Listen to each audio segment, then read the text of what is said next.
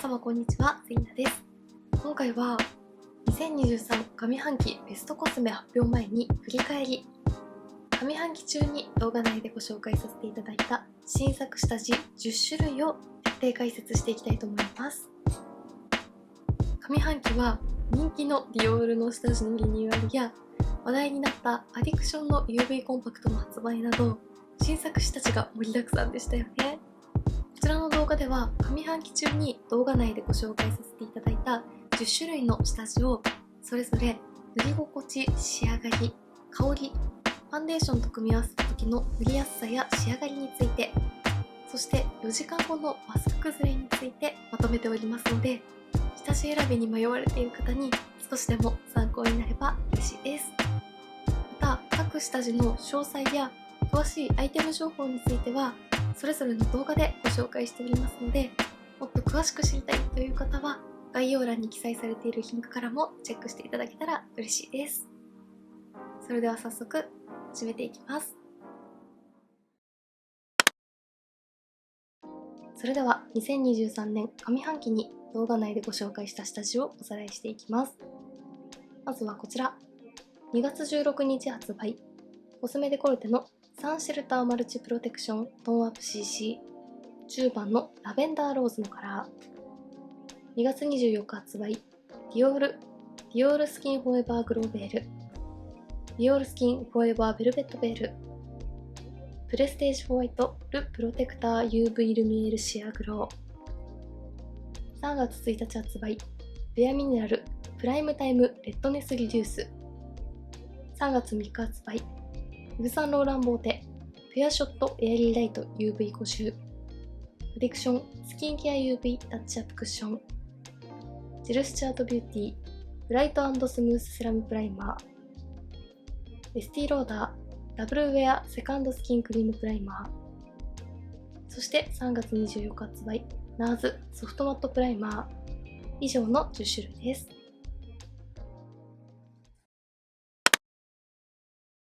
まず2023年上半期に発売された新作下地全体の特徴についてまとめると、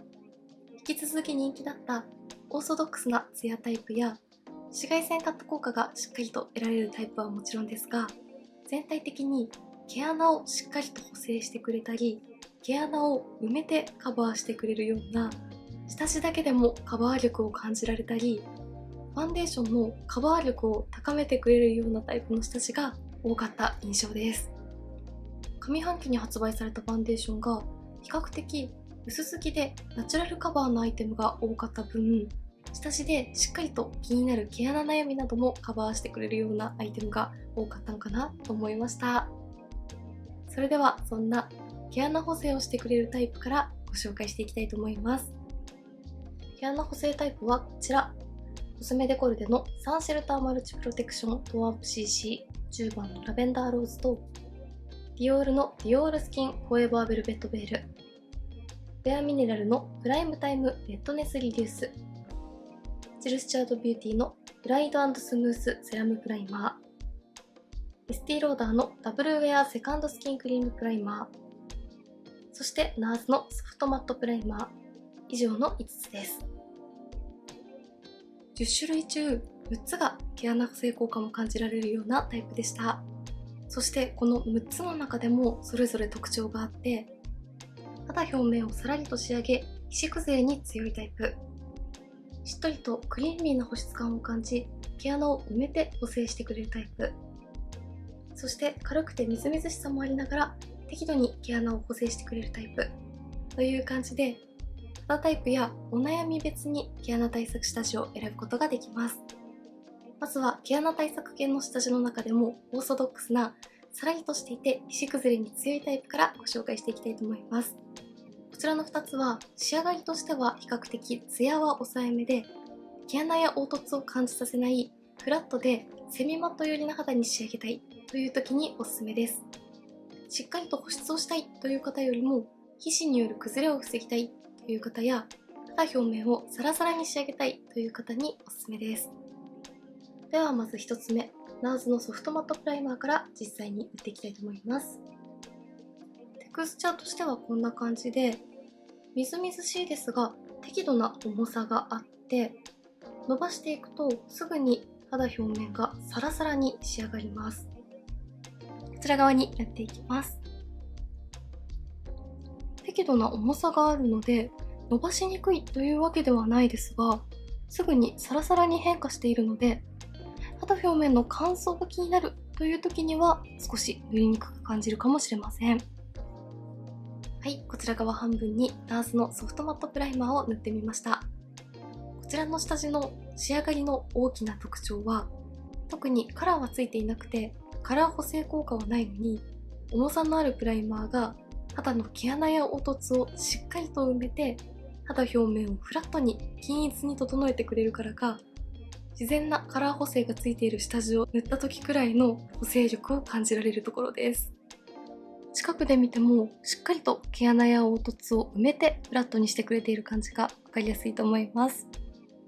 そして肌のテカリ感を抑えた自然なソフトマット肌仕上がりです。少し重さがあり、さらりとした質感で肌を覆ってくれるような塗り心地なので、乾燥が気になる肌タイプの方というよりも、皮脂崩れが気になる方や肌表面をサラサラに仕上げたいという方におすすめです。香りは原料のような香りがほんのりとする程度なので、香りが苦手な方にも使いやすいと思います。では反対側にはディオールのディオールスキンフォーエバーベルベットベールを塗っていきます。こちらもNARSと同様、伸ばしていくと肌表面がサラサラに仕上がるタイプですが、こちらには程よいオイル感も感じるようなテクスチャーなので、とても伸ばしやすくて軽さと塗りやすさも兼ね備えた毛穴対策下地です。肌の上にのせてもこんな感じで、乾燥が気になる時にもオイル感のおかげでスルスルと伸び広がってくれるので、肌タイプ選ばずに使いやすいような質感です。ただこちらも伸ばしていくとすぐに肌表面はサラサラに仕上がります。はい、こちら側半分にはディオールのフォーエバーベルベットベールを塗ってみました。こちらの下地の特徴は、毛穴を埋めるというよりも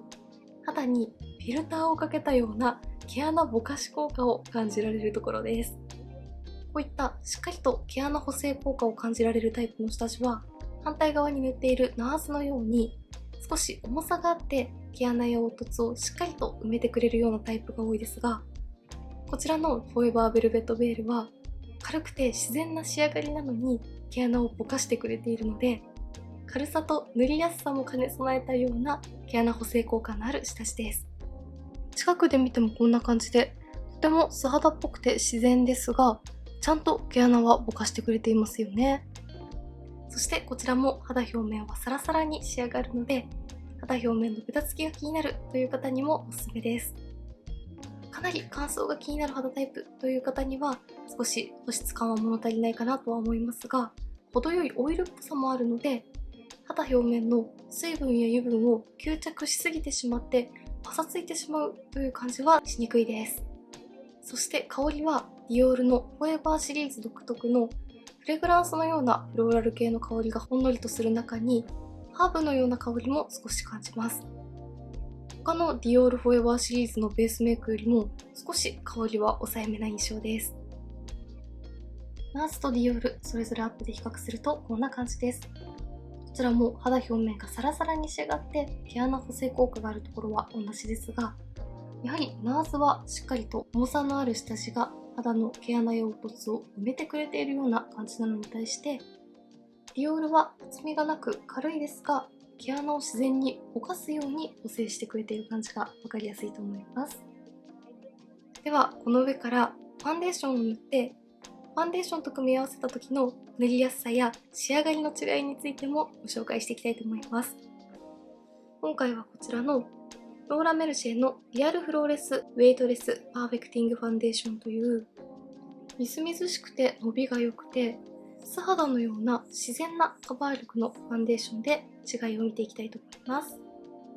まずはNARSの上に重ねていきます。NARSは下地の時点で毛穴や凹凸をしっかりと埋めてフラットにしてくれているので、今塗っているファンデーションはかなり薄付きで素肌に近いようなカバー力のアイテムですが、こんな感じでナチュラルなファンデーションにもしっかりとカバー力がアップします。下地とファンデーションがピタッと密着してカバー感がアップする分、少し指が止まる感じはしますが、伸ばしきってしまえばムラになることもなく、綺麗に均一に塗ることができます。はい、こちら側半分、ナースの下地の上にファンデーションを重ねてみました。今回使用したローラ・メルシェのファンデーションは、素肌のような自然なカバー力のタイプでしたが、ナースの下地と組み合わせるとこんな感じで、コンシーラーなしでも気になる部分をしっかりとカバーしてくれるようなハイカバーなタイプに仕上がりました。近くで見てもこんな感じで、毛穴や凹凸感を感じさせないハイカバーな仕上がりになっていると思います。ファンデーションのカバー感を高めたいという方や、毛穴や凹凸感を感じさせないソフトマット肌に仕上げたいという時におすすめです。ではこちら側、ディオールのベルベットベールの上に重ねていきます。ベルベットベールの上に塗るとこんな感じで、ナースの時とは対照的に下地の程よいオイル感のおかげでファンデーションもスルスルと伸び広がってくれます。はい、反対側にはディオールのフォーエバーベルベットベールを塗った上にファンデーションを重ねてみました。こちら側に塗っているナースと比較すると同じファンデーションを使っていますが、カバー力や仕上がりのイメージが全然違いますよね。ディオールもしっかりと毛穴を補正してくれるタイプですが、程よいオイルっぽさがあるのと軽さがあるのが特徴なので、ファンデーションを上から重ねても程よい素肌の透け感が残るような軽やかな印象に仕上がります。ただ近くで見てもこんな感じで、やはり下地の時点でちゃんと毛穴をぼかしてくれているので、程よい肌の透け感は残りますが、しっかりと毛穴補正効果も感じられます。それぞれアップで比較するとこんな感じです。そして最後、4時間後のマスク崩れについてはそれぞれこんな感じです。ナースは時間が経った後も塗りたてのような肌表面のサラサラ感を保ってくれて、ベタつかずに皮脂崩れにも強いです。マスクによる摩擦にも強く、どちらかというとファンデーションが少し薄まっていくような感じの崩れ方でした。反対にディオールのフォーエバーベルベットベールは程よいオイルっぽさも感じますが、時間が経っても皮脂による崩れやマスクによる摩擦による崩れにも強く、小鼻周りなどのテカリも気になりにくかったです。毛穴補正下地の中の1つ目、肌表面がサラサラに仕上がって崩れに強いタイプはそれぞれこんな感じでした。どちらもしっかりと保湿をしたいという方よりも、肌表面をサラサラにしたい方や皮脂崩れを防止したいという方におすすめですが、ナースは毛穴や凹凸をしっかりと埋めて、ファンデーションをハイカバーに仕上げつつ、セミマットな肌に仕上げたい時におすすめ。ディオールは肌にフィルターをかけたようなぼかし効果で毛穴を補正しつつ、程よい軽やかさとナチュラルな仕上がりにしたいという時におすすめです。どちらもとても崩れにも強いタイプですが、仕上がりのイメージのお好みで選んでいただけるといいんじゃないかなと思います。では続いてはこちら。重さのあるクリーミーな質感で保湿力と毛穴補正効果を両立しているタイプです。こちらの2つは先ほどのナーズやディオールとは対照的に、しっかりと保湿もしつつ毛穴や凹凸をフラットに見せたいという方におすすめの下地です。まずはこちら、コスメデコルテのサンシェルターマルチプロテクショントーンアップ CC10 番のラベンダーローズのカラーをご紹介していきます。こちらはこんな感じで重さがあってこっくりとしたスキンケアのクリームのようなテクスチャーです。こちら側半分に塗っていきます。このクリームのようなテクスチャーが毛穴や凹凸をしっかりと埋めてくれて、肌表面をフラットに見せてくれます。はい、こちら側半分にコスメデコルテのトーンアップ CC タイプを塗ってみました。こちらの CC は3色展開で、3つのカラーのうち一番人気とのことだったラベンダーローズというカラーを使用しているので、ラベンダーローズのカラーは少し青みも感じるようなラベンダー系のカラーで、しっかりと肌に透明感を与えてくれて肌トーンをアップしてくれています。そして頬の高い位置などに自然なツヤは残したまま、スキンケアのようなクリームが毛穴や凹凸を埋めてくれるので、近くで見てもこんな感じで、下地のみの時点でも毛穴や凹凸感を感じさせないフラットな肌に仕上げてくれます。このツヤ感と毛穴や凹凸を埋めるハイカバーな補正効果を両立したいという方におすすめです。質感としてもしっとりとしたクリームが肌を保護してくれているような感じなので、スキンケアの保湿感をしっかりと閉じ込めておきたいという時にもぴったりな下地です。そして香りはハンドクリームなどによく使われているようなフローラル系の香りが結構しっかりと感じられます。では反対側にはこちら、エスティローダーのダブルウェアセカンドスキンクリームプライマーを塗っていきます。こちらも反対側に塗っているコスメデコルテと同様、クリーミーで重さのあるテクスチャーです。ただ比較してみると、エスティローダーの方がコスメデコルテよりもよりみずみずしさを感じるようなクリームタイプなので、水分が足りなくて少しパサつきが気になるなという肌状態にも塗りやすいです。はい、反対側にはエスティローダーのダブルウェアクリームプライマーを塗ってみました。こちらも反対側に塗っているコスメデコルテとよく似ていて、スキンケアクリームのような重さのある下地がしっかりと保湿をしながら毛穴や凹凸を埋めてくれていて、程よく頬の高い位置などにもツヤを与えてくれますが、この2つを比較してみると、エスティローダーの方がより水分による滑らかさを感じたので、この水分っぽさが仕上がりにも影響していて、コスメデコルテはクリームで肌表面を覆ったようなツヤのある仕上がりなのに対して、エスティローダーは少しみずみずしさも感じるような全体的につるんとしたツヤ肌に仕上げてくれています。ただこちらもこんな感じで近くで見てもしっかりと毛穴や凹凸を埋めて補正してくれています。コスメデコルテやエスティローダーのようにしっかりと保湿もしつつ毛穴や凹凸を埋めてくれるような補正下地はなかなか珍しいので、毛穴補正効果のある下地を使っていて少し保湿力が物足りないなと感じた方や、パサついてしまうのが気になるという方にぜひチェックしていただきたいアイテムです。そしてエスティローダーの下地の香りについては、オーソドックスなスキンケアのような香りが少し強めに感じます。それぞれアップで比較するとこんな感じです。どちらも毛穴をきれいに埋めてくれている効果とツヤを両立しているところがとても綺麗です。ではそれぞれ上にファンデーションを塗ってみたいと思います。まずはコスメデコルテです。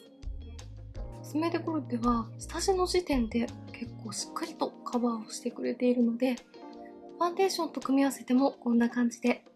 下地とファンデーションがしっかりと密着してファンデーションのカバー感がアップする感じがします。では反対側、エスティローダーの上にも重ねていきます。エスティローダーの下地にもやはりファンデーションと下地がピタッと密着してこんな感じでかなりカバー感が増しますが、エスティローダーの方がやはり水分感があるからかしっかりと密着はしつつ伸ばしやすさを感じます。ファンデーションを重ねてみるとより分かりやすいと思いますが、コスメデコルテは滑らかなツヤ肌なのに対してエスティローダーは少しみずみずしさも感じるような張り感と立体感を感じるようなツヤが出るので、同じくらいハイカバーに仕上げてくれて保湿もツヤも毛穴カバーも叶えてくれる下地ですが、このツヤの出方の好みで選んでいただくのもいいんじゃないかなと思います。それぞれアップで比較するとこんな感じです。近くで見てもしっかりと毛穴や凹凸を埋めてくれていてハイカバーに仕上がっていると思います。そしてそれぞれの4時間後のマスク崩れについてはこんな感じです。コスメデコルテはどうしても厚みが出る分マスクによる摩擦には少し弱い印象でした。反対にエスティローダーは時間が経っても乾燥もせず皮脂崩れにも強くベタつきが気にならなかったので、こちらは肌タイプ選ばずに使いやすいタイプだなと感じました。ただこちらも厚みが出るからかマスクによる摩擦には少し弱くてファンデーションが下から剥げてしまうような崩れが気になりました。保湿力と毛穴補正効果を兼ね備えている2つはこんな感じでした。どちらもファンデーションをハイカバーに仕上げてくれてしっかりと保湿をしつつ毛穴や凹凸を埋めてフラットに見せてくれるというところがとてもよく似ていましたが、それぞれのツヤ感の違いやカラー補正効果ありなしの違いなどでもお選びいただけるのかなと思いました。どちらも保湿によっていますが、ドロドロに汚く崩れてしまうというわけではないですが、どうしてもマスクによる摩擦には少し弱い印象だったので、マスクなしで過ごされるときに特に使いやすいと思います。続いて毛穴補正下地、最後はこちらの2つ。みずみずしい質感で自然に毛穴補正をしてくれるタイプです。こちらの2つは先ほどまでにご紹介したアイテムと比較すると毛穴補正効果は自然ですが、みずみずしい質感で伸びも良く、肌の乾燥や肌の揺らぎが気になる時にも塗りやすい、肌質を選ばずに使いやすい万能タイプです。まずはこちら、ベアミネラルのプライムタイムレッドネスリデュース。こちらはこんな感じでみずみずしいジェルテクスチャーで肌にスッと下地が伸び広がってくれるので、肌の揺らぎが気になる時にも安心して使えるようなタイプです。手元で見るとかなりしっかりとしたグリーンのカラーがついていますが、肌の上にのせていくとこんな感じでかなり自然に肌に馴染んでくれるので、カラー補正効果もナチュラルでとても使いやすいです。一気にスッと伸び広がってくれて、乾燥が気になる時や毛穴や凹凸が気になってうまく下地が塗れないという方にもとてもおすすめです。はい、こちら側半分にベアミネラルを塗ってみました。グリーンのカラーコントロール効果はかなりナチュラルで、何も塗っていない方の肌と比較をしてもグリーンで血色感が奪われてしまうという感じもなく、とても使いやすいと思います。仕上がりとしてはスキンケア後のような程よいツヤを感じるような仕上がりですが、ジェルっぽさの中にも軽い膜感も感じられるので、自然ですが毛穴や凹凸もフラットに整えてくれます。ジェルでみずみずしく保湿をしつつ、適度な膜感で保湿力も保ってくれる感じがするので、肌表面のかさつきが気になるという時にもとても使いやすいです。香りは原料のような香りがしっかりと感じられます。では反対側にはこちら、ジルスチャードビューティーのブライト&スムースセラムプライマーを塗っていきます。こちらもベアミネラルと同様、みずみずしくて伸ばしやすいですが、ジルスチャートの方が少しだけクリームっぽさも感じるような仕上がりなので、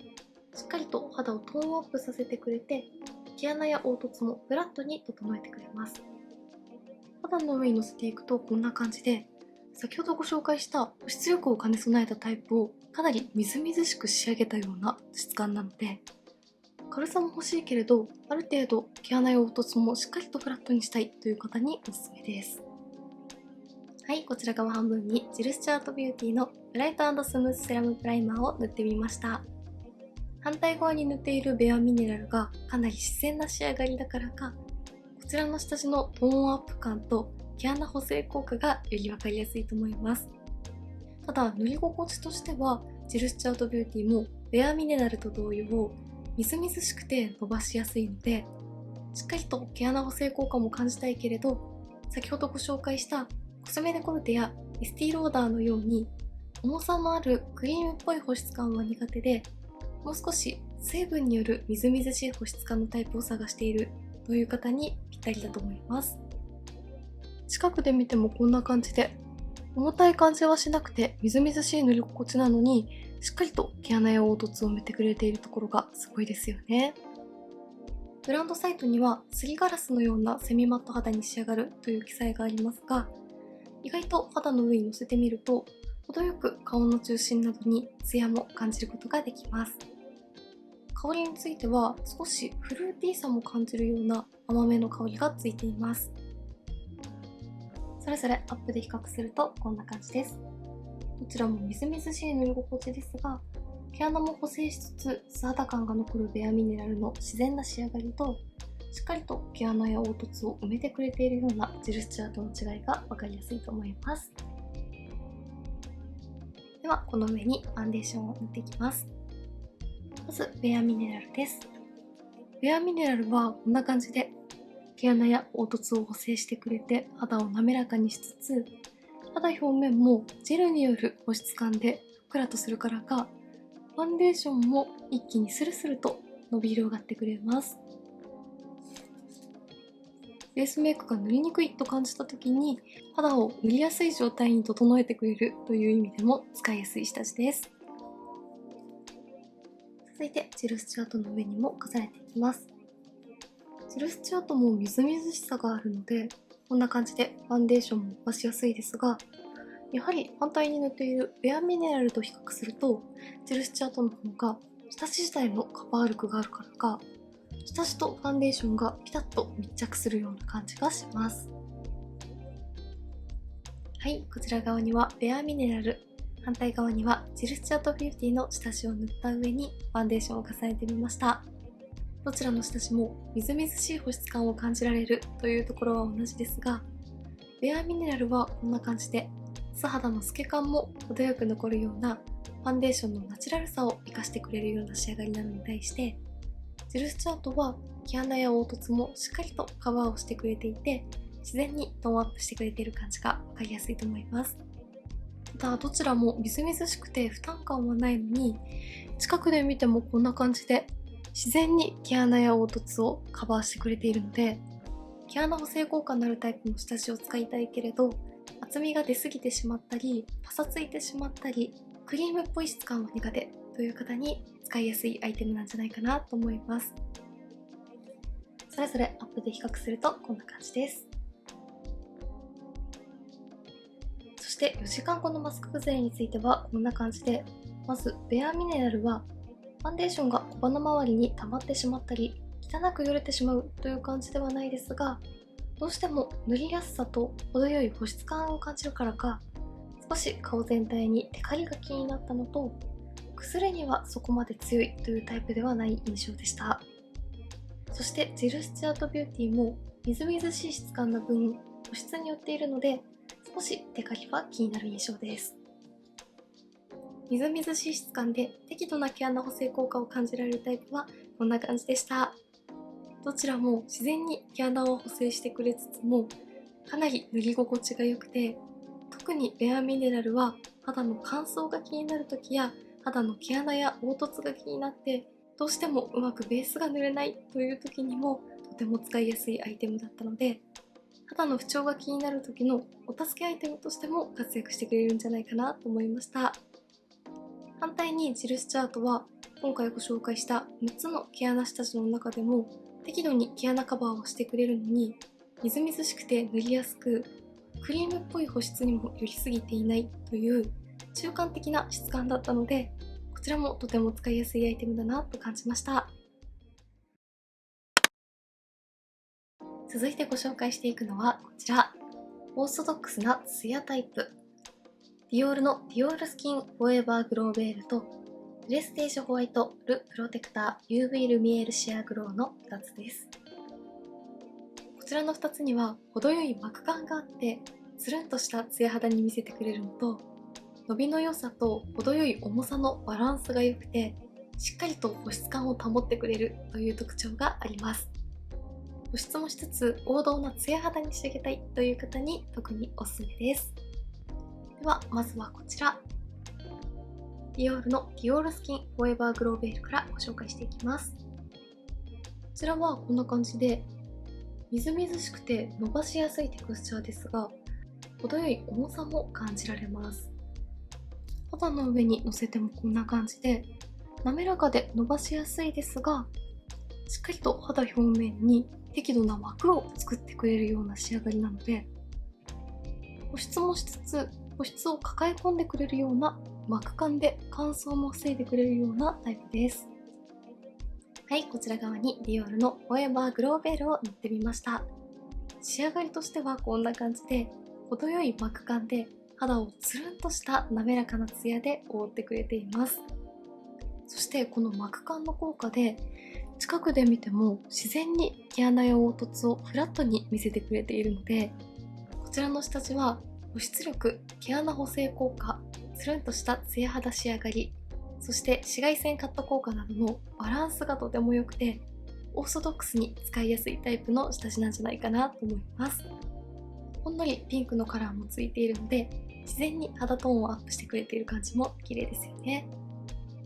肌表面の質感としてはみずみずしいテクスチャーで肌に馴染みつつ程よい重さで肌を覆ってくれているので、保湿力も持続してくれるタイプです。香りはディオールフォーエバーシリーズ共通のフレグランスのようなフローラル系の強い香りがします。では反対側にはこちらのディオールプレステージホワイトルプロテクター UV ルミエールシアグローを塗っていきます。こちらはみずみずしい美容液のようなテクスチャーで、乾燥が気になる肌状態にもスルスルと伸び広がってくれるタイプです。反対に塗っているフォーエバーグローベールよりもみずみずしさがあるので、グローベールもかなり塗りやすかったですが、こちらのプレステージの方がさらに塗りやすく感じると思います。ただこちらも伸ばしていくと肌に程よい膜感を作ってくれるようなタイプです。はい、こちら側半分にはディオールのプレステージ UV シアグローを塗ってみました。こちらも反対側に塗っているディオールのフォーエバーグローベールと同様、伸びもよくツヤ感が出る仕上がりですが、比較してみるとプレステージの方がみずみずしさを感じる分、スキンケア後のような自然なツヤ肌なのに対して、グローベールの方が少し膜感も感じるようなつるんとしたツヤ肌仕上がりというツヤ感の違いがあります。そしてプレステージも伸ばしていくと程よい膜感ができるので、その膜感の効果で時間が経っても乾燥が気になりにくいですが、重たさや肌表面のベタつきは気になりにくいので、保湿はしてくれますがベタつきは気にならないというとても使い心地のいいアイテムです。そしてこちらの下地は保湿力があるのに皮脂崩れにもかなり強いので、保湿と皮脂崩れどちらも両立したいという方にとてもおすすめです。香りはディオールのプレステージライン共通のハーブ系の中にほんのりとフローラルを感じるようなスキンケアのような香りを感じます。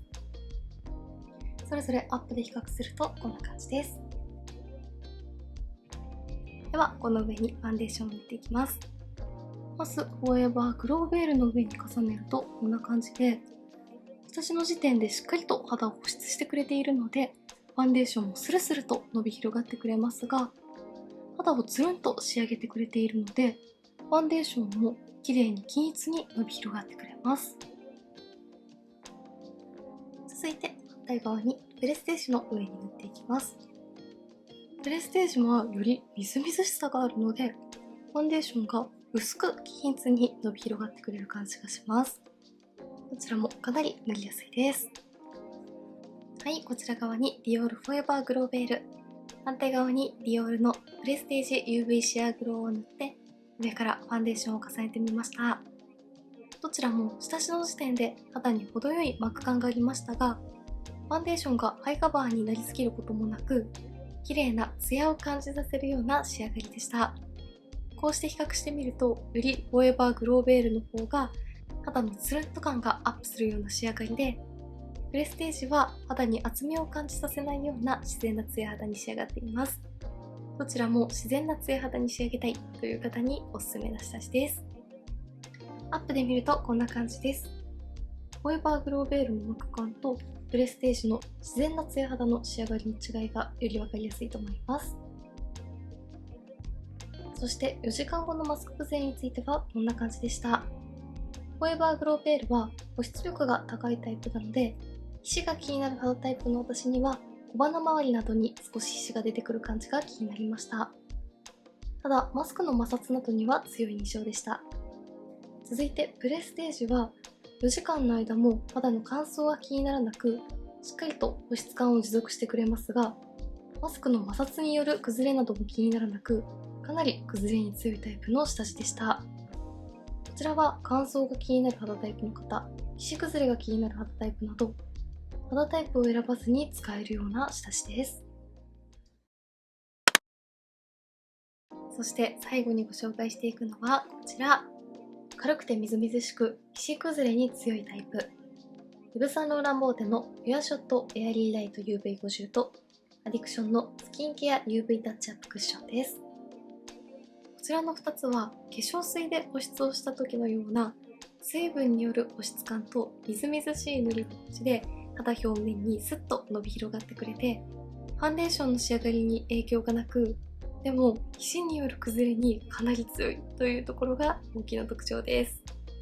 まずはこちら、イヴ・サンローラン・ボーテのピュアショットエアリーライト UV50 をご紹介していきます。こちらの下地はこんな感じで、今回ご紹介している10種類の中でも一番みずみずしくて軽い質感です。すぐに肌にスッと馴染んでくれます。こちら側に塗っていきます。こちらはリニューアルアイテムで、リニューアル前よりは少し重さは出たかなという印象ですが、それでもこんな感じで、化粧水を塗った時のような軽さで、肌に重さや負担感がなく、綺麗に密着してくれます。はい、こちら側半分にイヴ・サンローラン・ボーテのピュアショットエアリーライト UV50 を塗ってみました。何も塗っていない方の肌と比較しても、程よいツヤは出ますが、サーダに近いような仕上がりです。肌の上に伸ばしていくと、とにかく軽いので、何も塗っていないかのような負担感を全く感じないような使い心地です。これからの季節、ベースメイクを重たくしたくないという方にもぴったりな下地です。そして肌表面は伸ばしきると程よくさらりとしていますが、こちらはスキンケアラインから発売されている下地なので、みずみずしくて軽いタイプだからといって、すぐに水分が奪われて肌表面が乾燥してしまうということもなく、ちゃんと水分による保湿感を持続してくれます。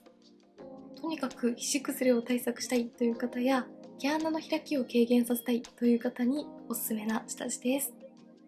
香りはシトラス系の爽やかな香りがほんのりとする程度です。では反対側にはこちらのア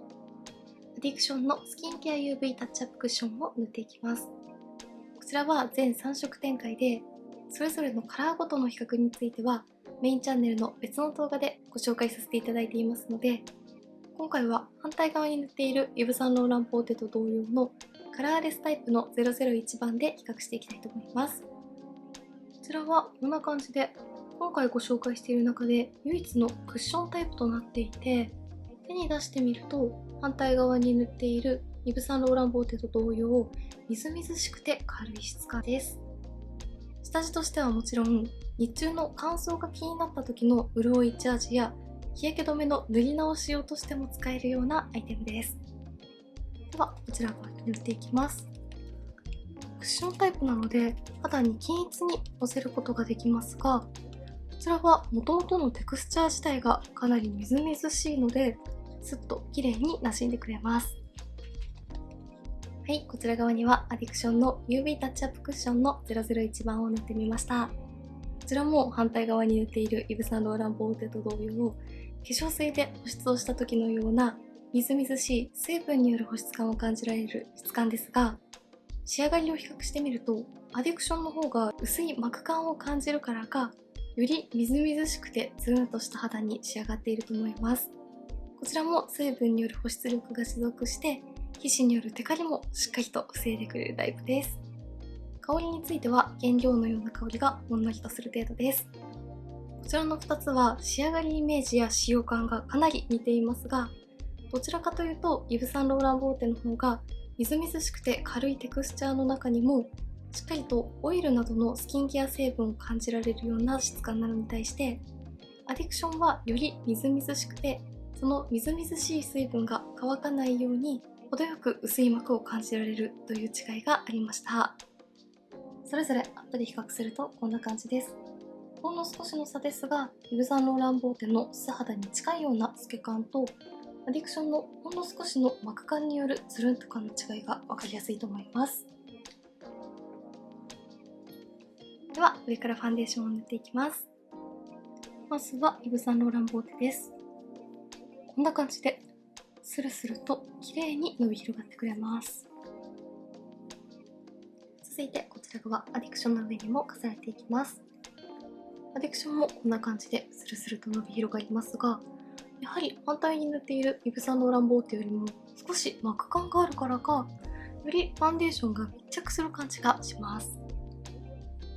はい、こちら側にはイヴ・サンローラン・ボーテのピュアショット UV、反対側にはアディクションの UV タッチアップクッションを下地として塗って、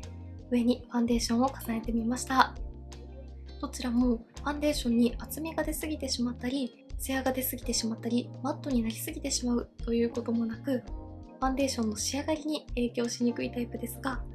特にイヴ・サンローラン・ボーテの方が仕上がりに影響が少なく、こうして比較してみると、アディクションの方がよりツヤ感は増している感じはします。今使っているファンデーションの仕上がりを変えたくないという時にもおすすめな下地です。それぞれアップで比較するとこんな感じです。そして最後、4時間後のマスク崩れはこんな感じでした。ウグサンローラーボーテはとにかく皮脂による崩れに強く、ベタつきや崩れが気になるという方にもかなりおすすめです。そして毛穴の開きも軽減してくれるので、皮脂による毛穴の開きが気になるという方にもとてもおすすめです。アディクションも4時間過ごしても全くテカリが出ないので、こちらも皮脂崩れや皮脂によるテカリが気になるという肌タイプの方におすすめです。はい、ではこんな感じで2023上半期ベストコスメ発表前の振り返りとして、上半期中に動画内でご紹介させていただいた新作下地10種類をそれぞれご紹介していきました。毛穴補正効果があるタイプとオーソドックスなツヤ肌タイプ、そしてみずみずしい塗り心地で皮脂崩れに強いタイプの3カテゴリーに分けてご紹介させていただきましたが、それぞれのカテゴリーの中にもいろいろな違いや特徴がありましたよね。肌タイプや組み合わせるファンデーションなどで仕上がりや崩れ方に違いは出てくるかと思いますが、少しでも下地選びの参考になれば嬉しいです。メイクについてのご質問やこんな動画が見たいなどございましたら、気軽にコメントやチャンネル登録していただけると嬉しいです。それでは最後までありがとうございました。